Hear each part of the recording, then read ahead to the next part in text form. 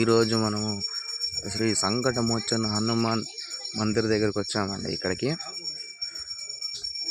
ఈ సంకటమోచన హనుమాన్ మందిర్ అనేది బాబా ఇక్కడ షిరిడీలో అక్కడ గొడుగు పడినప్పుడు అలిగినప్పుడు అలాంటప్పుడు ఈ శ్యామ్ మళ్ళీ మాల్సాపతి వాళ్ళతో చిన్న గొడవ ఏమైనా జరిగినప్పుడు షిరిడీలో నుంచి ఇక్కడ వచ్చేవాళ్ళం అనమాట.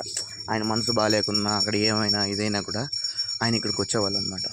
వచ్చి తర్వాత ఇక్కడ హనుమాన్ అనే విగ్రహం ఉంది లోపల, మీకు చూపిస్తున్నాను. ఆ విగ్రహం చాలా పవర్ఫుల్ అండి. ఆ విగ్రహము బాబాతో మాట్లాడేదంట. బాబా దగ్గర మాట్లాడి బాబాను మరియు ఆంజనేయ స్వామి ఇద్దరు కాన్వర్జేషన్ నడిపించేవాళ్ళండి.